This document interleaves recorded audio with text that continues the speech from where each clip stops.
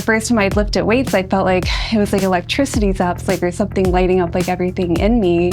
And it was just something that I absolutely fell in love with. It's very much a mental thing for people. You know, it's a church. It's what keeps them sane. I felt just on top of the world. The mindset of like doing something every day to help become a better person or to become stronger in a way to honor my body. The work you put in here is the results you get out. I truly believe that it will change your life 100%.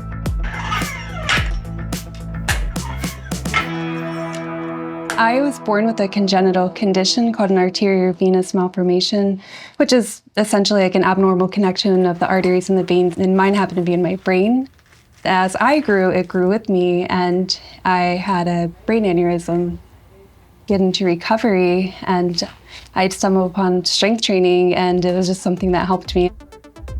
I grew up in a bodybuilding family. My dad was a bodybuilder back in the Venice Beach days, so I grew up thinking this was what you did.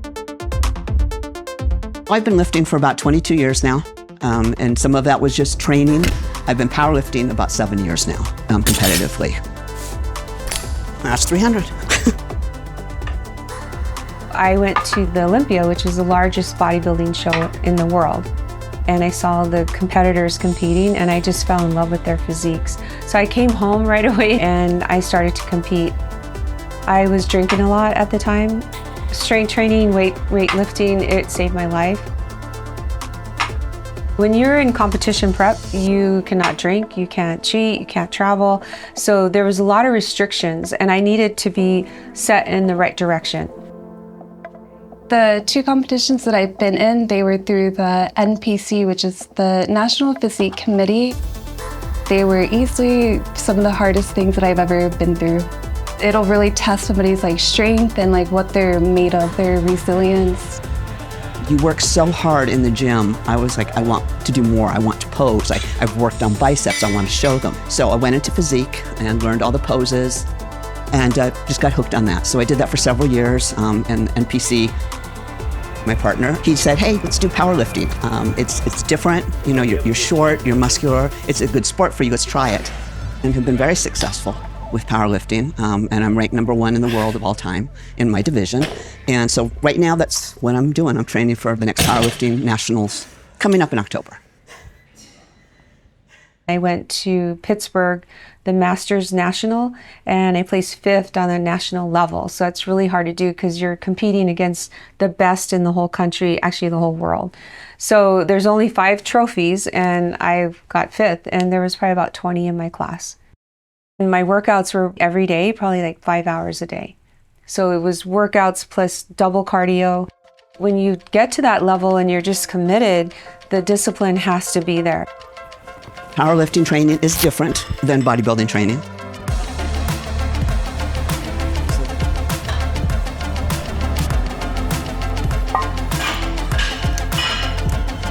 You're always going to want to do strength lifts. Those would be your deadlift, your squat, your bench press. So I'm always making sure I'm hitting that, I'm going heavy. And women need to go heavy. You need to really push the limits on that to build muscle. I'm making sure I'm getting my proteins, my carbs, so I'm strong, my muscles are full. You get to the point you can smell food and you wake up, you smell bread, you know, you dream about what you're gonna be eating. Usually that's the first thing you ask, where are you going after the competition? You know, it's either usually IHOP, pizza, or burgers and fries.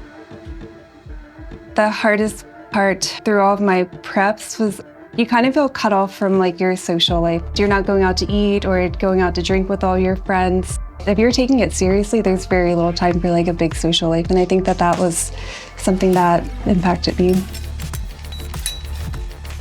Say I went to like a party, like a birthday party, so I'd have to take my meals with me, warm it up, and people thought I was crazy. I have a Hispanic family. Eating is a big part of gathering. They would get upset with me because I wasn't eating with them. A lot of the reasons that women are getting into bodybuilding is because it's been debunked that women get bulky. And I think that many women are just seeing like how we feel it. You know, it's something empowering. Being a woman, strength training, like you do face a lot of like criticism because everybody wants to say something like either you're too skinny or your shoulders are too big or, oh, your legs are going to get too big. Back in Arnold's day, it was mostly for men, and it just wasn't feminine to bodybuild or to be in the weight room with men. If I had a bicep, you know, that just wasn't feminine, and I would get harassed. And you just get used to it. You have to have thick skin in the sport. And usually what I find, the people who are going to critique it, who are doing it, if you look at their profiles, are the people that are sitting there with their Cheetos and their beer and have never been in a gym in their life. Oh, it's because of drugs, or oh, it's because of this, or you want to be a man. No, I want to achieve something. I want to prove to myself I can do something. I do it for me. I don't do it for you. I can put on a cocktail dress like anybody else, and I will have people coming up saying, gee, how do I have arms like that? If I'm training a guy client and I'm like, oh, here, do this weight. And he's like, oh my God. I'm like, oh, I thought that was lightweight. Lift. Everybody, I don't care what age, come in at 70 years old to start lifting. It will, you know, it will make your life longer and more functional. You'll be able to get off the couch when you get older. The person who said, well, I'm 50 years old now, I can't lift. Absolutely can.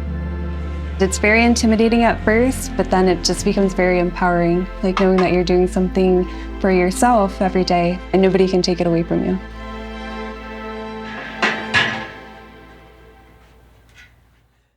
Hi, I'm Tom McNamara, host of Arizona Illustrated.